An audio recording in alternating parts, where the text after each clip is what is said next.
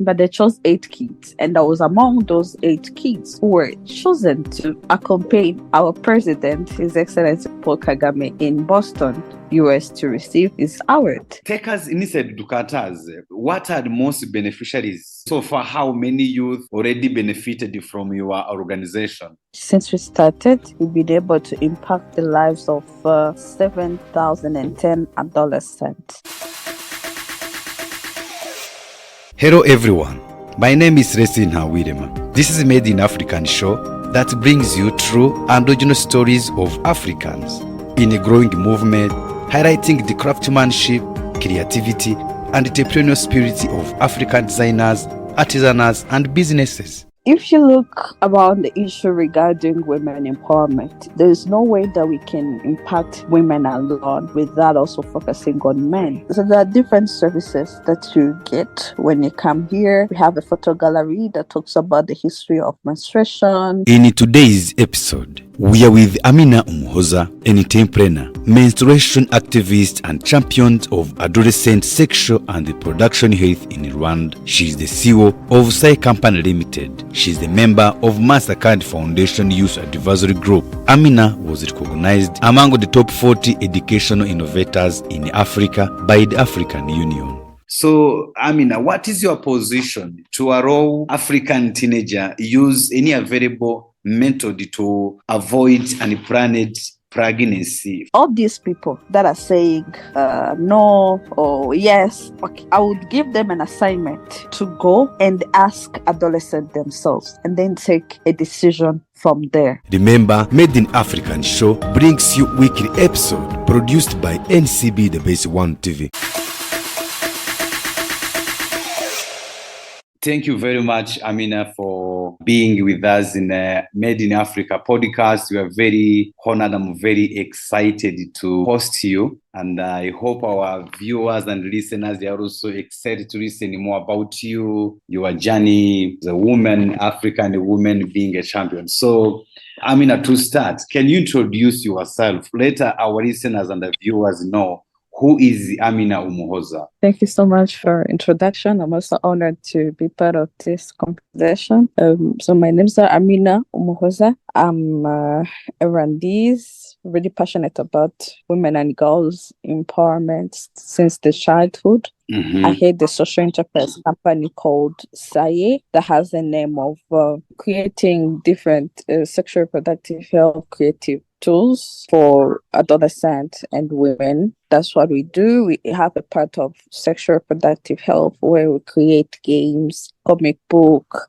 We even have a center in Nyamirambo called Kigali Menstruation Station, which serves as a safe space for adolescents to come and learn about sexual reproductive health. We also care about women empowerment in terms of economic part, and this is where we produce locally made environment-friendly home decoration items, and we employ teen moms to be the ones to produce them, and after we sell them for us to have a stable revenue stream that can sustain our operations. Thank you. Okay.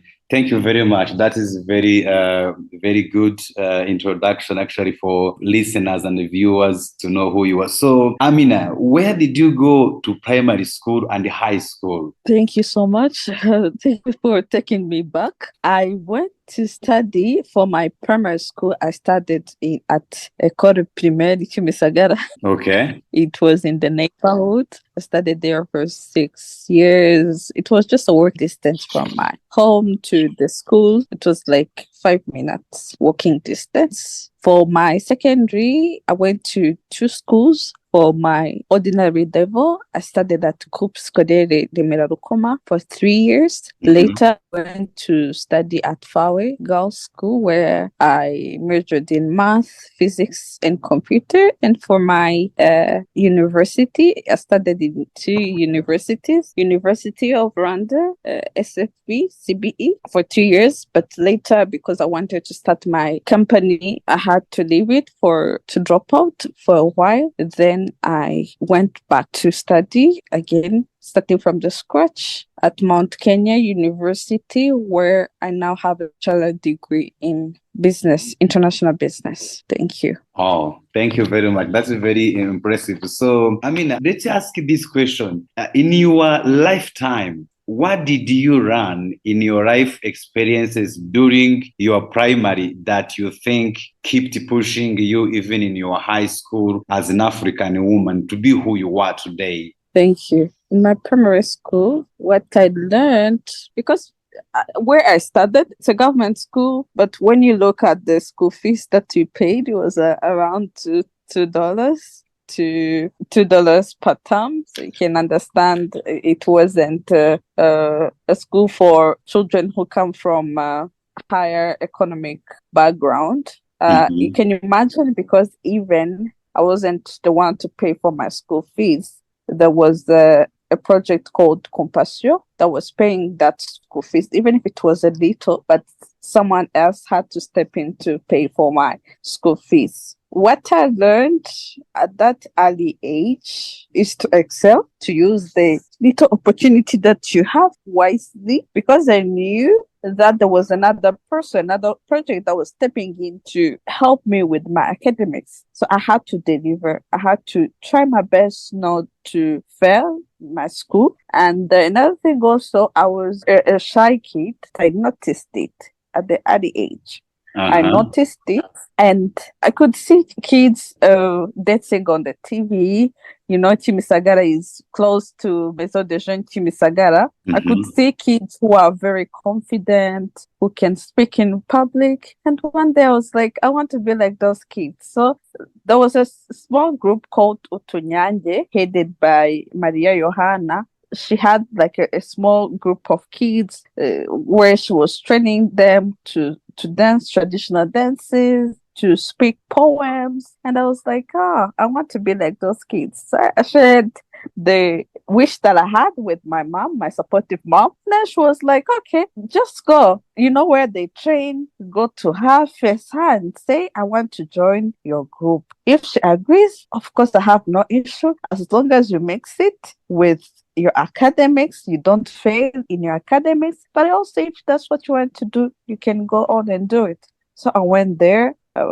Good enough, she accepted me, and she was like, yeah, come and join the children. So from there, I started to boost my confidence. I started to be a public speaker.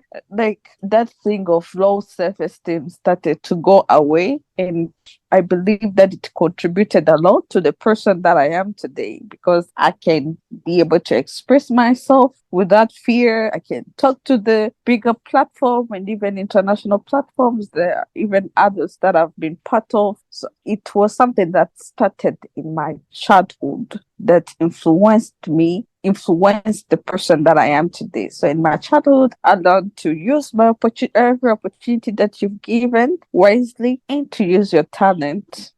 Yeah, actually, that's very impressive. So the reason I ask you this question is because some of your past interview and somewhere you mentioned how somebody told you you're going to be pregnant. So can you share with our viewers the moment when you are bullied by a teenager boy? Like, did that also help you to be who you are today?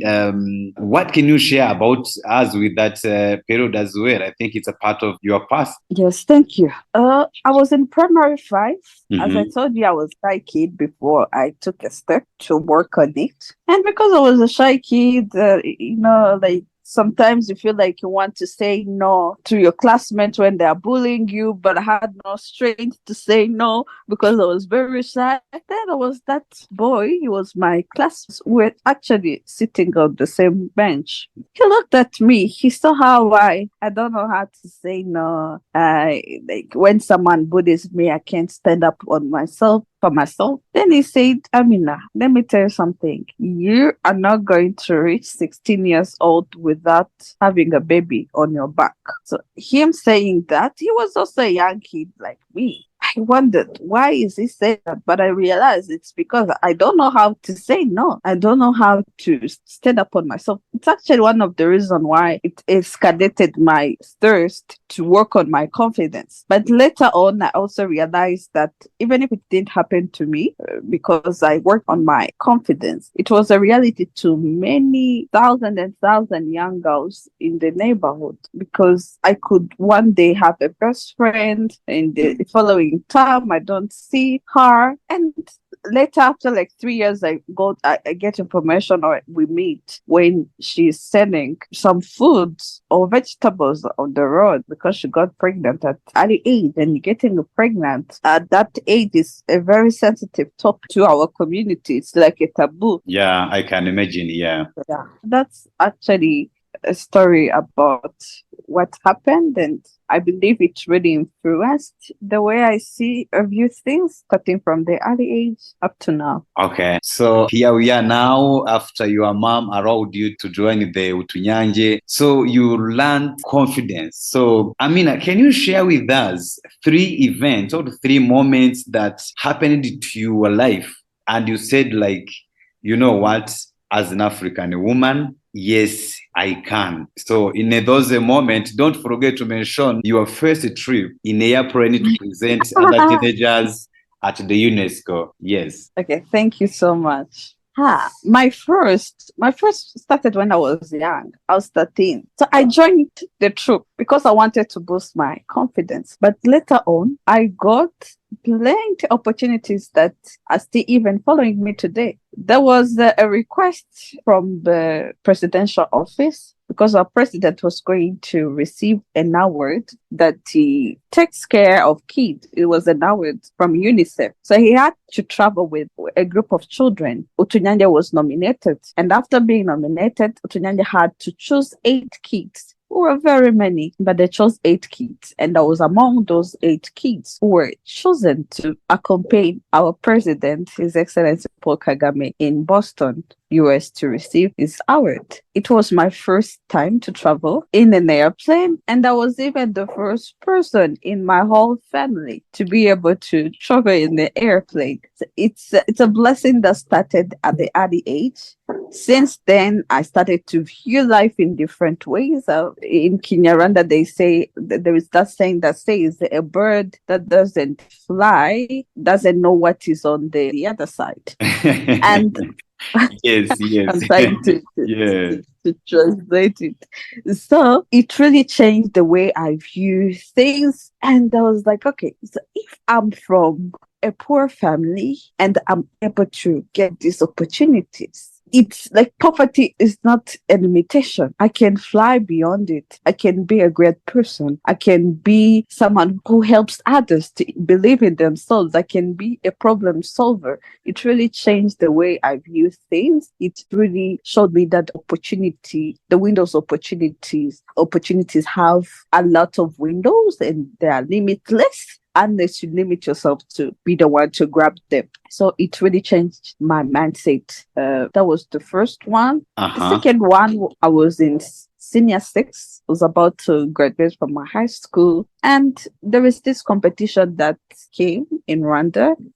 We were commemorating the 20th anniversary. So senior 6, you are, sorry to interrupt you, senior 6, you are talking about like a secondary school. So our listeners also, they understand. High school. Yes. Okay. In high school. So we're commemorating 20 years of commemoration of genocide against the Tutsi. And there was a request that came from different schools in Rwanda. The IAG's Trust organized a competition asking for poems that talks about the topic. So the main idea was to move from a school, you go to cell, you go to sector, you go to district, then the top schools go to the national to compete with other districts. So I was selected to present Kigali City, other provinces actually. I competed, I wrote a poem. It was my first time to write a poem in English because I used to writing in Kinyarwanda. Then I wrote a poem called The Sparkle of the Sun. Surprisingly, it was the first one on the national level in the English poems. Oh, really? Starting from the school to cell to sector to,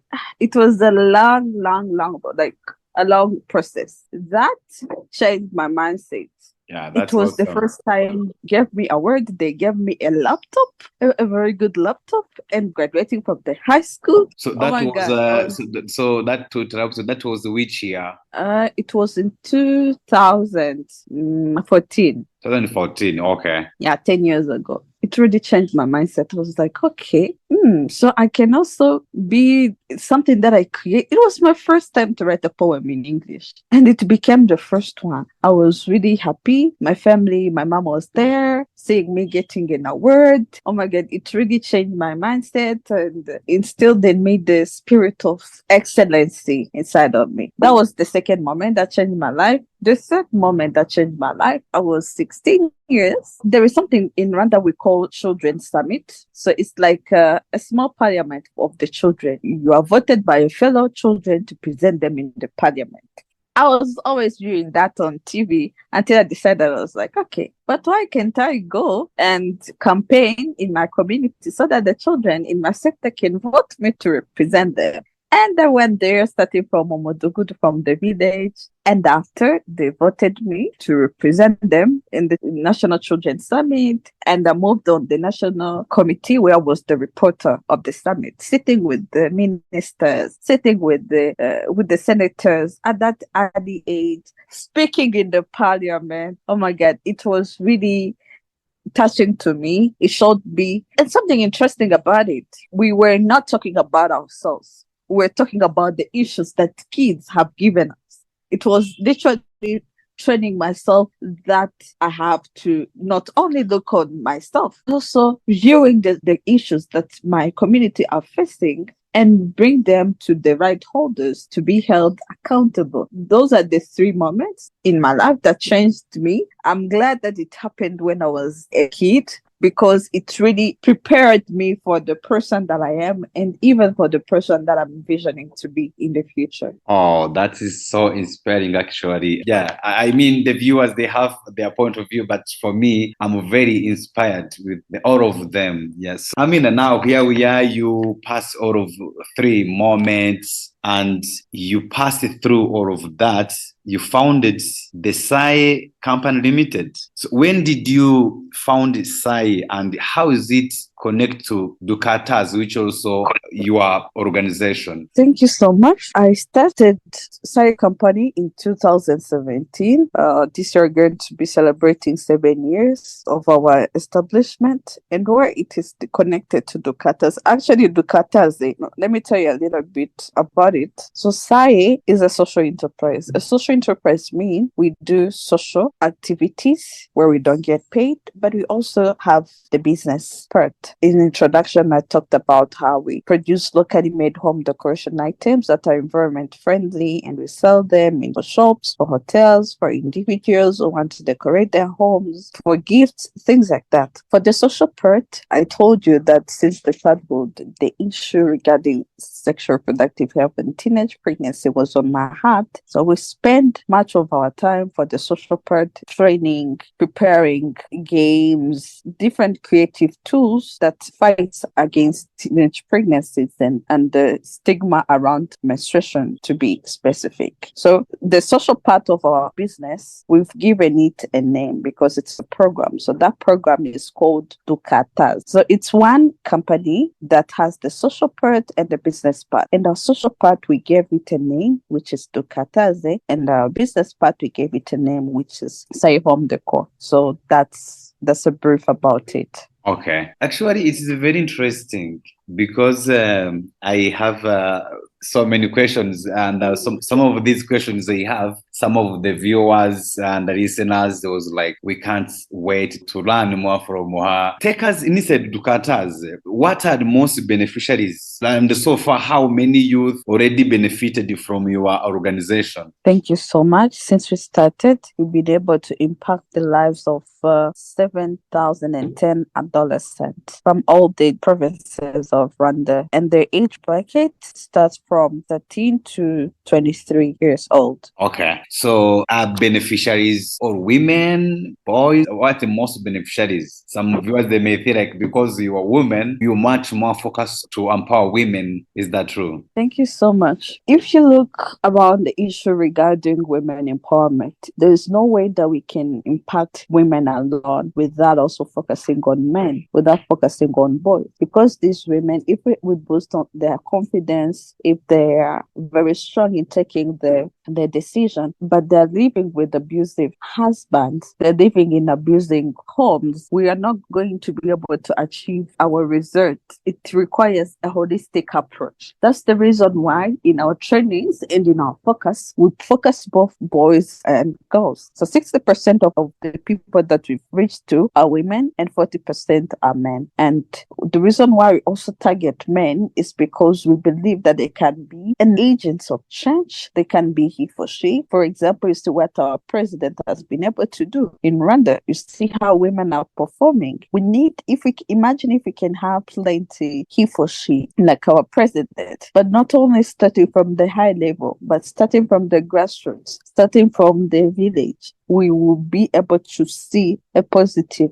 change. So that's the reason why, for us, we don't believe in one-way empowerment. It requires our collective efforts for us to be able to achieve the future that we are envisioning. Okay, that is very reaching somewhere because, as you said, there is no way women can move alone. There is no way men can move alone. So now, SAYE initiated Kigali Menstruation Station or a center for adolescents to learn more about sexual and reproduction health. Can you share with us this idea and how this idea is working so far? Thank you so much. Part of things that our adolescents that work together have asked us or envisioned is to have a place where they can come and learn about sexual reproductive health without being stigmatized. And this is where the idea of creating a center that can be like a one-stop center for information regarding sexual reproductive health and mainly menstruation, because menstruation part is underrated when we talk about the wider topics that are inclusive in sexual reproductive health. So with our Swedish partners called My Period is Awesome, we've established Kigali Menstruation Station in 2022. So the station is in existence for 1.5 years. We'll be celebrating the second year in May. So there are different services that you get when you come here. We have a photo gallery that talks about the history of menstruation worldwide and with Rwandan context about it. We have experience chambers where you'll be able to share with us your personal experience regarding menstruation. We have a safe space where you can come and ask a question that you have in privacy where no one is shaming you. We have a bed where, for example, when you feel the cramps are heavy, you can come and sleep for a while. Our bathrooms are period-proofed, which means that you can get the pads in our bathrooms. We have a small sewing incubation program, creative space for adolescent teen moms to come and learn how to sew different items. So there are different activities that have the creative tools like books. It is a comic books, Kotana board games that we've created for someone who comes at the station to interact with them. So that's the idea regarding Kigali Menstruation Station. And we do receive visits. We do receive visits from plenty people who come to learn. We have schools, organizations that bring their kids, things like that. From the Kigali Menstruation, it's very interesting because there is another woman who was saying it would be a shame if an African woman is reached the period and is not able to find the surprise. So I think for our viewers and listeners, they are very inspired and ladies, women who I would mention that after, but I just want to say it so now they know if they want to join and they want to be part and benefit from that center. So, Amina, what is your position to allow African teenager use any available method to avoid unplanned pregnancy? For example, some people, they support some available methods. Some other people, they don't support available methods. Some people even they mix with the religion. So what is your position? I'm sorry, but my answer is going to be some people can say that it can sound political, but my answer to this, all these people that are saying no or yes, okay, I would give them an assignment to go and ask adolescents themselves and then take a decision from there. You're seeing high rates of teenage pregnancies, and these are the kids. Sometimes they even give birth like 2 times before the age of 18. So if we've seen the method that we've been having for the years is not working, maybe it's time to combine with other measures to see if we get a good result. If we say that 20% of adolescents get pregnant, 1 in 5 girls get pregnant before the age of 19. This is a big number, and the numbers are not going below, despite different methods that are being put in place. But you're seeing that number going up. This issue is not only affecting the teenager, but even the kids that they give birth to. There are kids giving birth to other kids, and these kids, you find them like they're having malnutrition. So it's not something good. It's not something good that we can be proud of. So I would, if I was the one to take a decision, I would put together, especially the teen moms and other adolescents, and ask them what they think they hear on this. And then I take decision. But not taking decision based on the culture, taking decision based on the religion, taking decision from different parts. But I would hear what adolescents themselves are saying without influencing them. From there, we can be able to draw and get a concrete decision about this. About most of the time, our issue is that we think for adolescents, we think that they are very young to decide for their lives. We think, but they're getting pregnant and the numbers are going high. So if we don't listen to them first and understand what they think about this, most of the solutions that we are putting in place are not going to give any result. So that's my take on it. You are definitely right. Why don't we ask the question to the beneficiaries or the vulnerables? Remember, Made in African Show brings you weekly episode produced by NCB The Base 1 TV. All right. Thank you so much, Ms. Umuhoza, Amina, to give us the time. Still, I'm very honored and excited to host you in a Made in African podcast show where we bring very unique and true stories. So I want to ask you a question. There are some words people, they talk in Africa. They say like, don't allow teenager know the condom, like some words. Don't talk about condoms in front of teenagers. Don't talk about abortion in front of teenagers. To you, do you think, according to technology, is everywhere? Even if you don't talk in a class, they will see it on YouTube or they watch it on Google. So to you, do you think is it a time to talk and everything, or people should not talk these such words in front of teenagers? Thank you so much. By giving the experience of Rwanda, our government is not against us teaching about sexual reproductive health, because there is even, it has even been instilled in schools, even if we ask more comprehensive part of it for adolescents to really relate with it. But those are the words that we've heard when we were still kids. So it's something normal to talk about them. We even study it in when you're talking about AIDS, HIV/AIDS, and how to fight it. In the prevention part of it, we get to talk about different contraceptives, including condoms. So most of adolescents, they know it. And regard to abortion, for example, the law that we currently have in Rwanda, if you impregnate a child beyond 18 years of age, that child can be given an option to abort. Or if you are raped, you can also get abortion. So in that case, I would say that at least we are somewhere. In regards to other countries where you're talking about those issues, it's something unacceptable. What we really need to do is to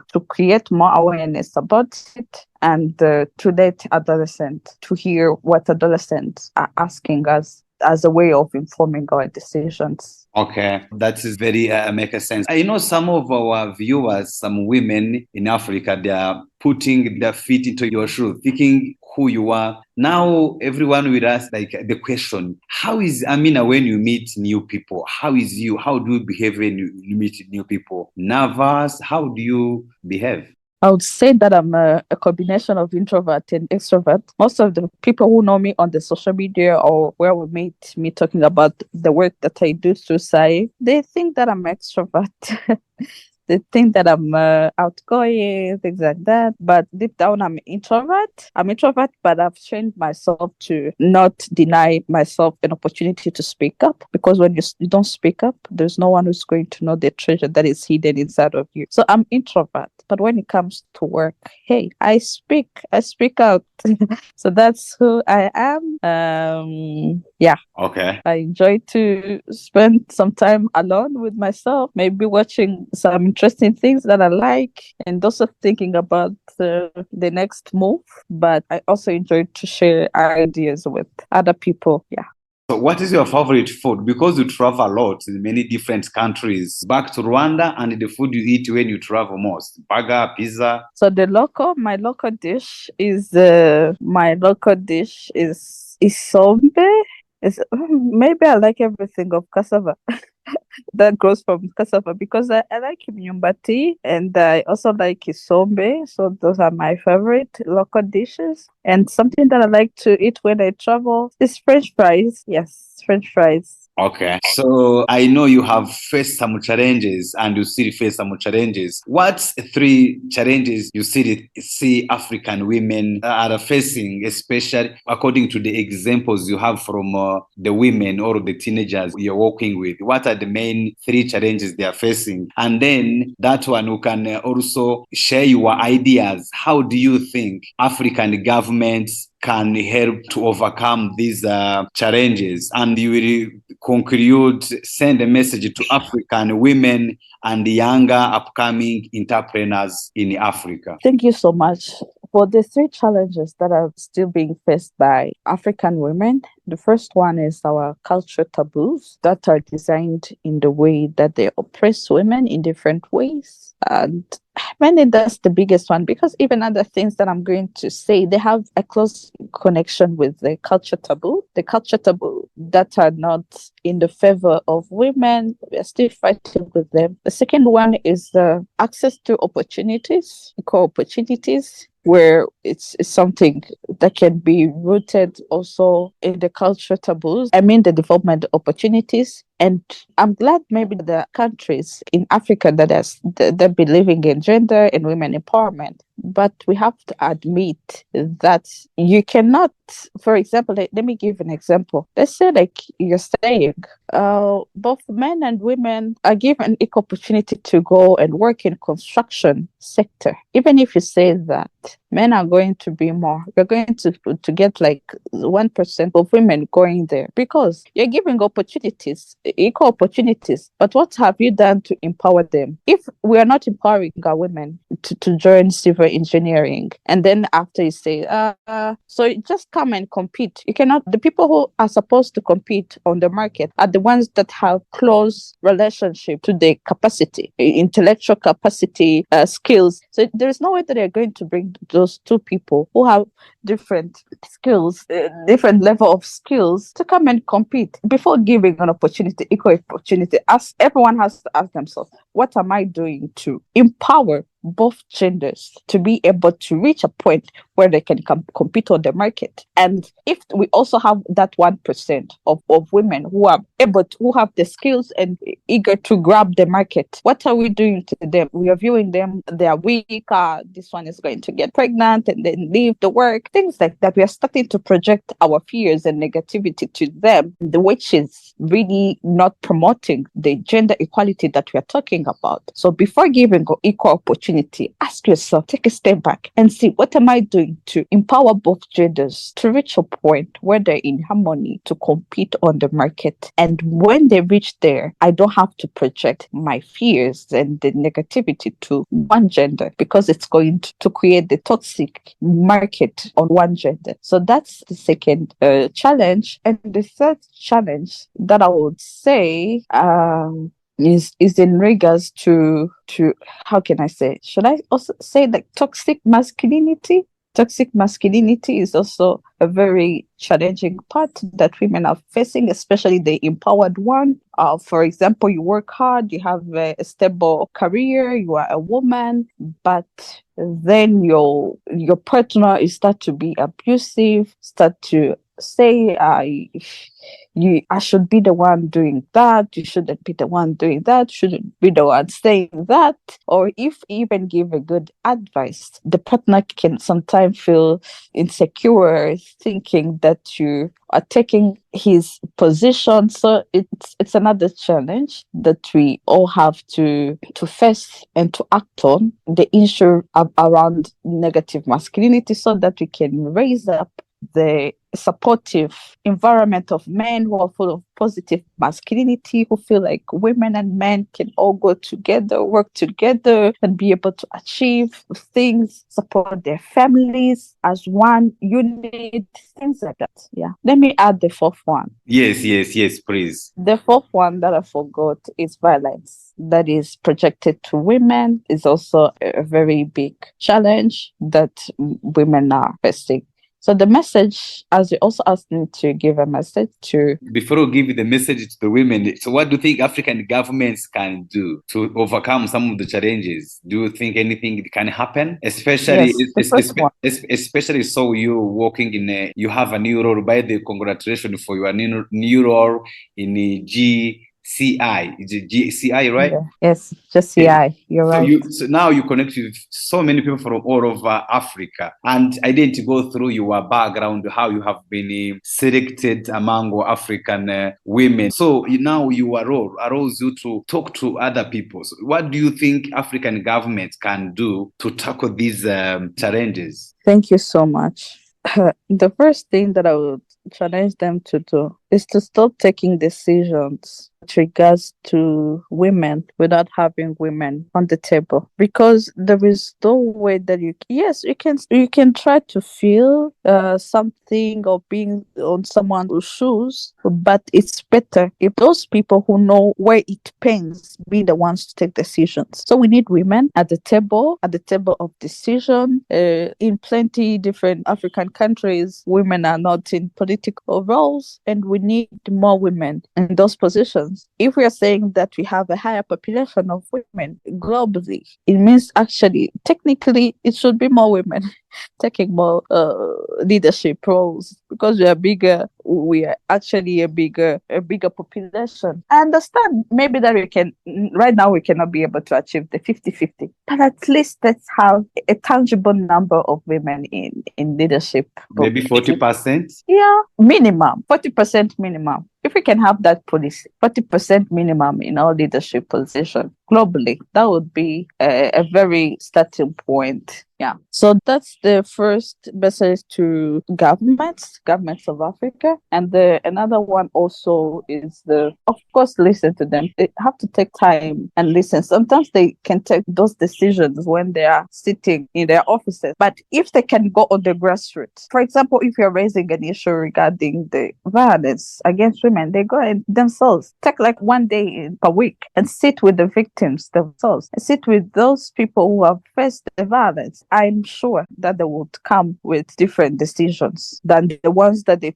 were taking for listening to women. Amina, thank you very much. We really appreciate. Thank you for your time. I hope our listeners and the viewers, they are already inspired to have you, and we can't wait to host you in our future podcast and future episodes. Thank you so much. Thank you so much for giving me this opportunity. And the message that I want to also give to other women is to dream big, vision the future that they wish to have, and take part in creating that future themselves without waiting for another person. If you do that, you're also going to get thousands and thousands of people who believe in that and who are ready to support you to go forward. Thank you. Thank you so much. And ladies and gentlemen, women in Africa, younger people, younger generation, young entrepreneurs, we hope you enjoyed. You can always go online, you go on Instagram, you search Umuhoza Amina. You can always go on Google, search, access all activities they do, and you can always reach to her. Thank you, Amina, and have a good day. Thank you so much. Have a good day too. Thank you for listening our episode. See you next time with your host Celestina Wirema.